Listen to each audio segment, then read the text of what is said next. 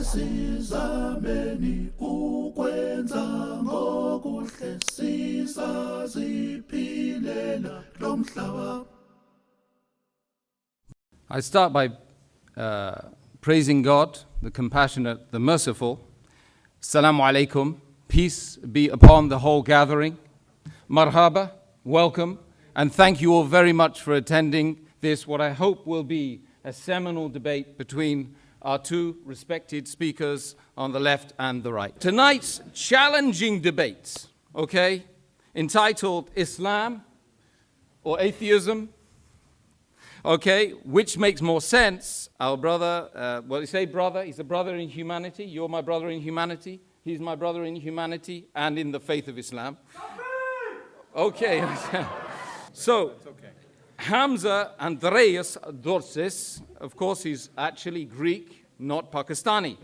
Please, he in fact is, you can see he's a little bit Pakistani, but anyway.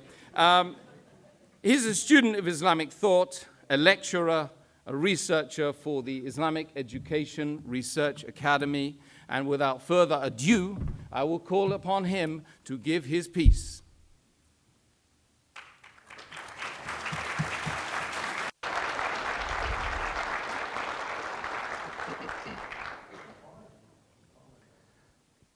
إن الحمد لله والصلاة والسلام على رسول الله. To proceed, respected Professor Krauss, guests, brothers and sisters, friends, relatives, I greet you with the warmest Islamic greetings of peace.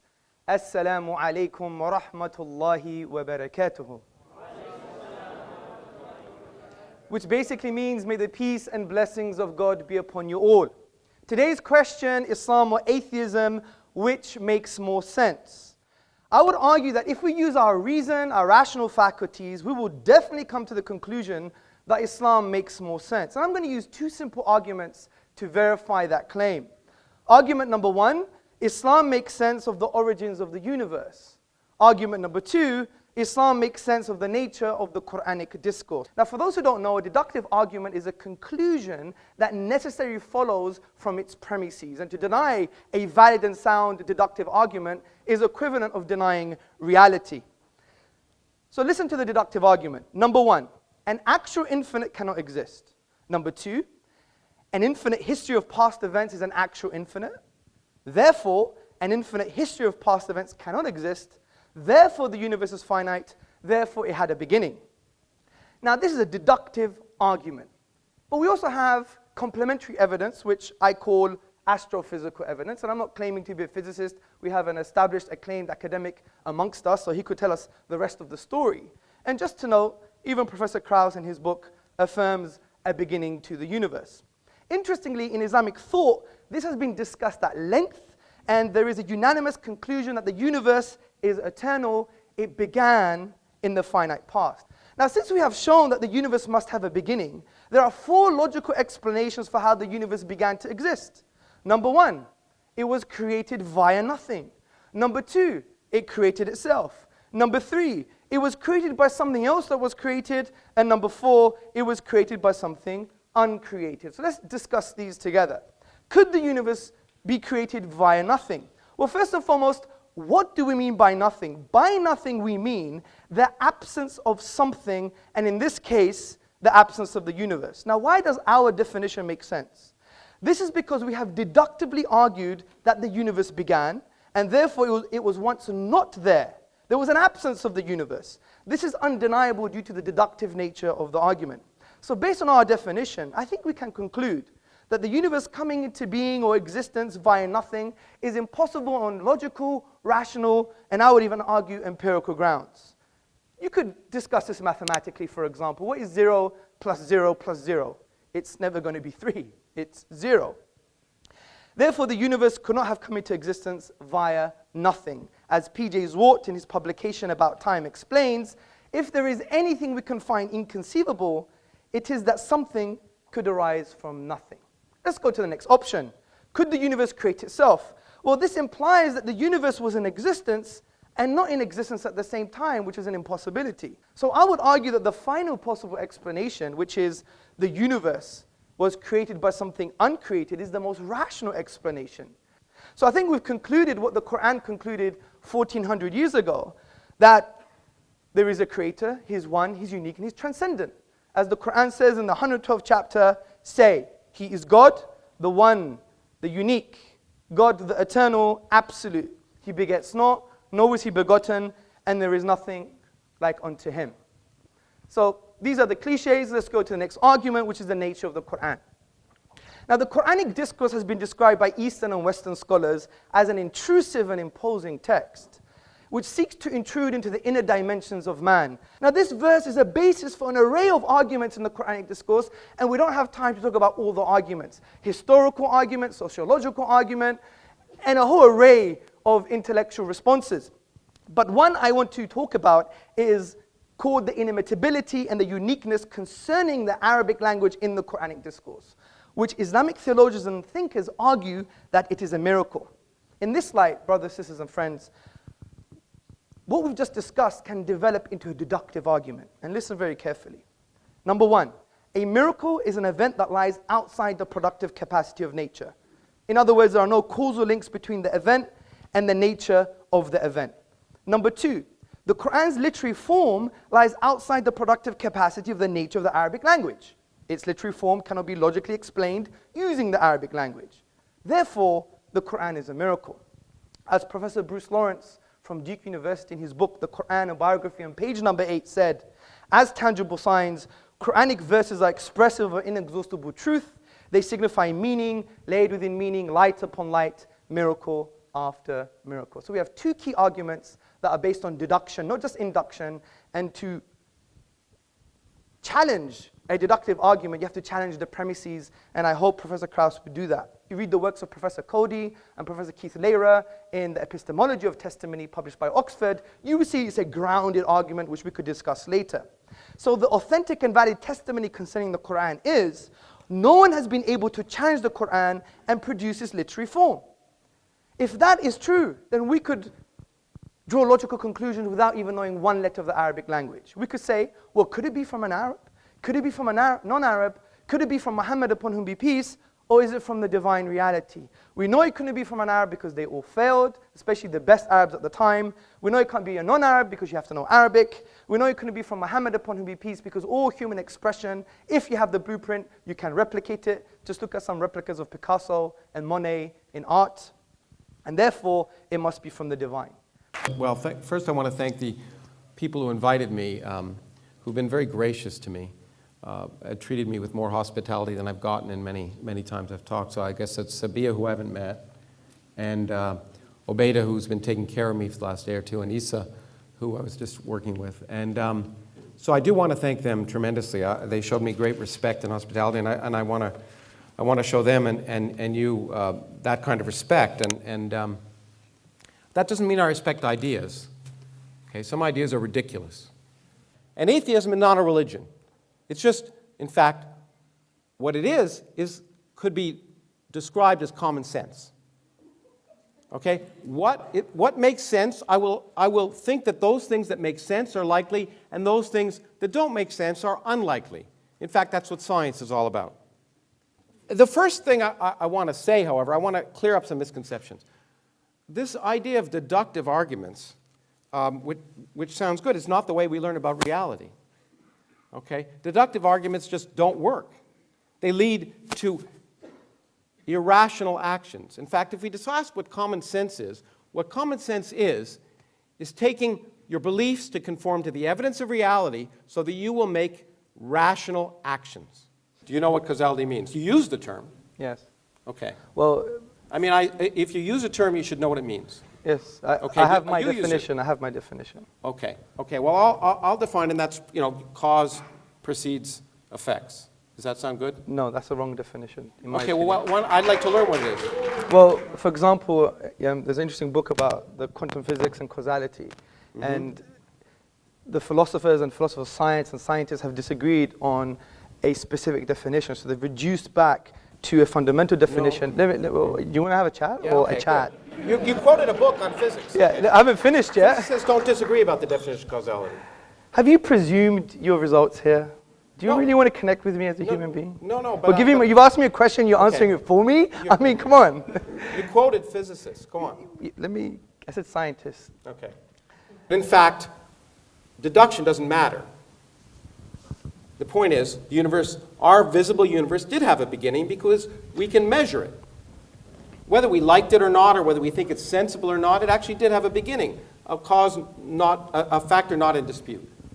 Our universe had a beginning. Now, however, the laws of physics tell us, right now, if we extrapolate back to the beginning, that if we took it at face value, that time didn't exist before t equals 0. So if time doesn't exist at all, the sense of cause doesn't even make sense. And this is the key point. In science, we have to realize that our common sense notions sometimes go out the window. When we observe effects, they have causes. But at the beginning of time, when time itself may have come into existence, then that question becomes a bad question. Philosophers can debate it, people can write it down, but it doesn't matter. Now, let me ask you, do you think Sharia law should be instituted? Oh, it depends how you define Sharia law. Do you know anything about Sharia law, sir? Well, I was going to ask you about it. I will teach you in the next round. Okay, good. You're a homosexual man. Yes. And you have sex with another homosexual man. Should that be subject to punishment? In the private home, it's outside of the Sharia law. If they did it in public, which doesn't even happen where you're from, then there's a different story. What would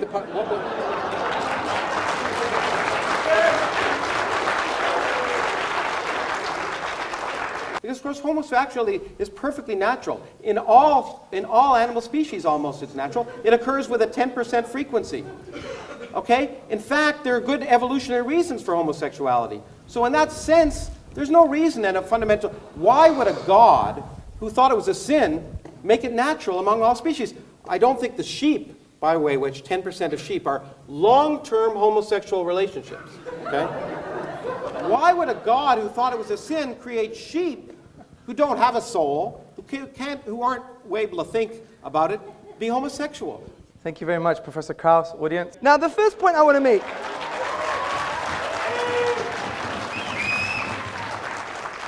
Now, you used the word a priori more than 3 times, but you rejected deductive thinking. I mean, isn't a priori deductive? I mean, you can't have your cake and eat it, sir. I tried to talk on your level. That's the first point. The second point I'd like to make. Actually, let me calm down. The second point I would like to make is that, see, we're not rejecting inductive arguments. Of course we're not. You're forgetting the inductive method, the scientific method. Do you know where it came from, sir? Do you know where it came from? I know. In fact, there's a remarkable scientific mathematical tradition in the Arab world, if that's what you're going to talk about. I'm going to talk about Ibn al-Haytham in his book on sure. optics. Yeah. Read the works of David Lindbergh and others, historians of philosophy and science. And they say it came from Islam. You know why? Because Islam doesn't reject... No, they came from the Arab world. They didn't come from Islam. Well, let me give you the link. Let me give you the link. Okay? أَفَلَا يَنْظُرُونَ إِلَى الْإِبِلِ كَيْفَ خُلِقَتْ. Have you not seen empiricism, the creative thing like a camel, and how it was formed or how it was created? This was the basis and this was the poetic justification for the entire scientific method. As Muslims, we go where the science takes us. But we're not stupid. Deductive arguments, they are necessarily true. If you wanted to discuss my argument, you had to break down the premises, which you didn't. Okay, homosexuality is a sin. Again, you try to put words in my mouth, and that's not nice. That's not nice. I asked you questions. I didn't. You did, but then after you try to answer them for me, which is quite interesting.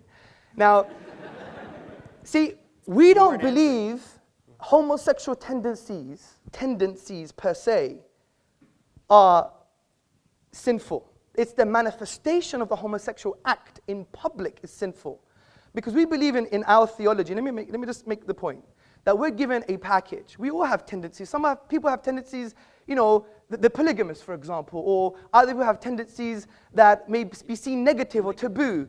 Other people have tendencies concerning various different things. And we believe this is a package that God has given us. But we have an empowering philosophy which says that God, okay, when He gives you these tendencies, whatever they are, whatever kind of inclinations we have, we use our aql, our intellect, by understanding the divine reality and what He wants from us, because God would know me better than I know myself. And He would say, fine, you have these tendencies. This is how you shape them. This is how you control them. Like, we don't believe in, like, we should be agitated purely based on the bestial aspects of man, whether it's heterosexual or homosexual. And by the way, you know, saying off to your mother is equivalent major sin as being a homosexual. So the point I'm trying to say is we don't condemn people per se. We don't say, you know what, I'm going to kill you. We appreciate every human being. They have spiritual needs, but we're not gonna make up our own religion. We're not going to follow the Kraussian religion, whatever he says. We're going to follow the divine reality. If he says homosexuality is a sin, it's a sin. Just like drinking alcohol is a sin for the Muslim. Or, for example, being harmful to human beings is a sin. Right? Just because I have a tendency and I'm a martial artist and I want to harm people, does that mean now, you know, God is wrong just because I have that tendency? I mean, that's not right. Anyway, I'm still looking for some strong counter-arguments you made to my points. There were no points to actually make any counter-arguments. Well, there were, because you didn't. Okay, let's put it simply. Infinity doesn't exist. Yes, it does. Okay. You didn't. No, I said the quantifiable infinite doesn't exist. I agree the infinite exists. Again, another straw man. The point I'm trying to say is this. We have a deductive argument that the universe is finite. If it's finite, it began to exist. If it began to exist, there are some logical possibilities. Please entertain those logical possibilities. If not, it's equivalent to you coming to my house, having a coffee, I'm talking to you, but you're talking to the window. And I know you have better morals and manners than that, because I know you're highly respected. And we do all respect you in some paradoxical way. But the point is, the point I'm trying to say, Professor Krauss, is that I think it's only fair if you want to pick and choose from the Fox News narrative that you actually trying to change that stance and say, right, what does Sharia law say? Do you have a book of Sharia law at home? I asked you so I could learn. No, but you were telling me. Do you have a book? Okay, do you have a book on Sharia law? No.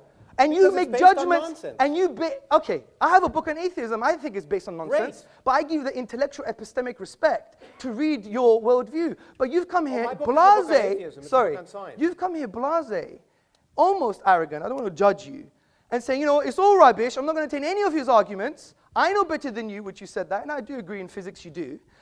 And you've come here making judgments on Sharia law. You don't even have a book on Sharia law. That's why I asked questions.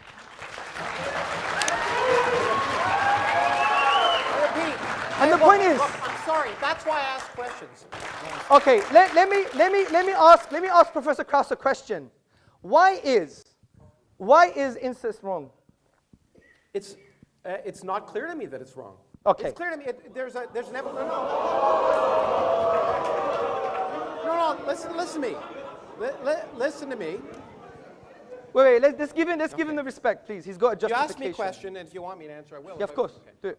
Okay. The point is, most societies have a taboo on incest, and it's an empirical one. Generally, incest produces genetic defects. Yes. Okay.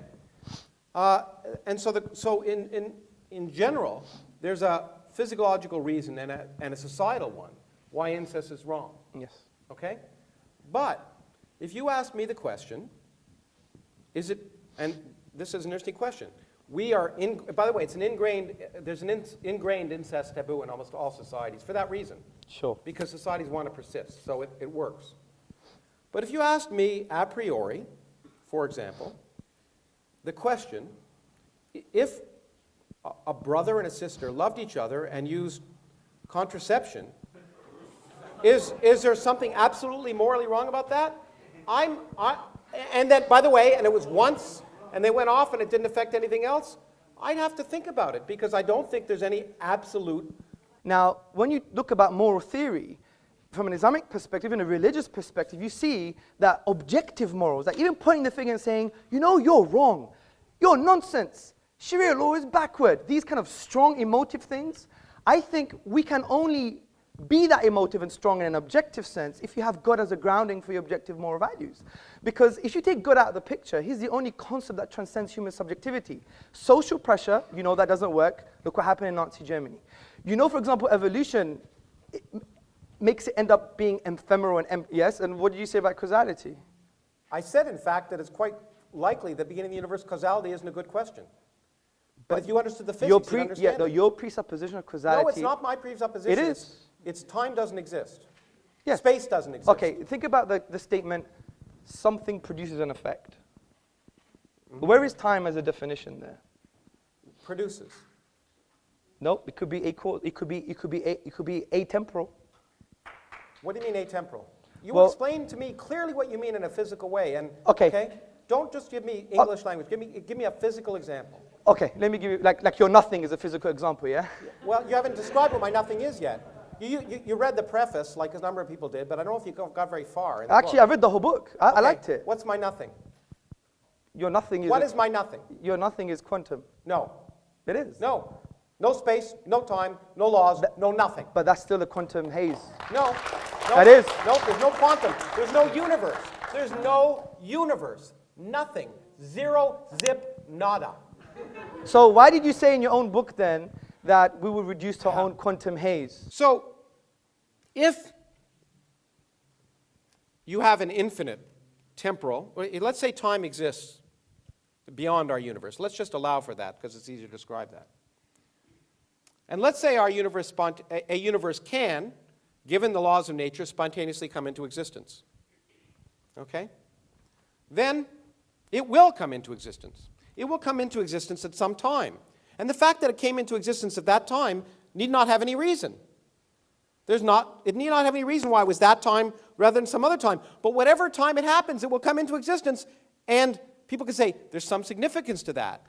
But it must happen somewhere at some time, and there need not be any significance, any purpose, any intelligence for why it happened now instead of then. It's guaranteed to happen at some point. And because I only have 2 minutes, I'll continue that in the Q&A, okay? Okay. So, also you're saying about that, look, if the universe began, and we could show that maybe empirically or deductively. My focus is on the deduction here. And I don't think you really address from the infinite perspective when we said that this is based on axioms and conventions in the mathematical realm of discourse, but in discrete physical parts, as you've admitted in your book, that can't happen. So we have a deductive argument the universe began, which means it once wasn't there. Ontologically, if there wasn't a cause for that, you wouldn't have the universe in the first place. The second point I like to make. No, there's you see the photon that's lighting you up from that thing? Yes. It didn't exist before it was emitted by the electron. Yes. Okay? It didn't exist. Yes. It wasn't there. And you're saying there's no cause. It wasn't, point is, yeah, I'm saying this. What I'm saying is, What I'm What did saying you to say you, then? I'm not saying things like, I'm not talking about teleology. I'm not talking about there is a purpose behind. Don't use definition. Did you not say our universe came into existence for a cause and there had to be a reason for it? No, I didn't say reason. There had to be a purpose? No, I didn't say that. I said there is a cause. I thought you said there was an intelligence. You gave a whole long argument. Oh, that's after using conceptual analysis that you agree that there is a uncreated creator or a cause that was uncaused. Now, Well, hold on, but Yeah. forget all that. I just talked about our universe. yes. Are you agreeing with me that our universe doesn't have to have any purpose or reason to create it? No, of course I'm not. I don't agree with you. Well- but that's not my argument. My argument is, deductively, was the universe once absent? Yes. Yes. If that's the case, then ontologically, which means the nature and source of reality is that it couldn't have come into being without a cause. Well, okay. First of all, I hope it's that way because that'd be easier to understand. Yes. Okay? It's possible that it's not that way. I don't have a contention with the physics. That's your job. No, but there's no. Yeah. But if you take it as a written, there's no time. The time has no meaning at t equals 0. Okay, agreed. Great. According So there's no to the cause. physics, I don't disagree with you. Okay. I highly respect that. But all of that is inductive in nature. No, it's not. Of course, what is it based on? Is it It's deductive? based on observation. Which is inductive. Well, no, it's empirical. It's empirical. The problem is, it's empirical. It's Okay, based well, on what's testing. empirical? Okay. Look, I don't care. Look, the Do you point have an infinite set of observations? Have you had an infinite set of observations? Now, if you're going to tell me I read your something you wrote which really misrepresented science, you're absolutely right. If you're going to tell me science can never tell anything with absolute certainty, Yes. okay? That's exactly- Except things that are wrong. Yes. That's what science can tell. I agree. Science can tell us the Earth isn't 6,000 years Okay, old. good. Science can tell us that science can tell us many things.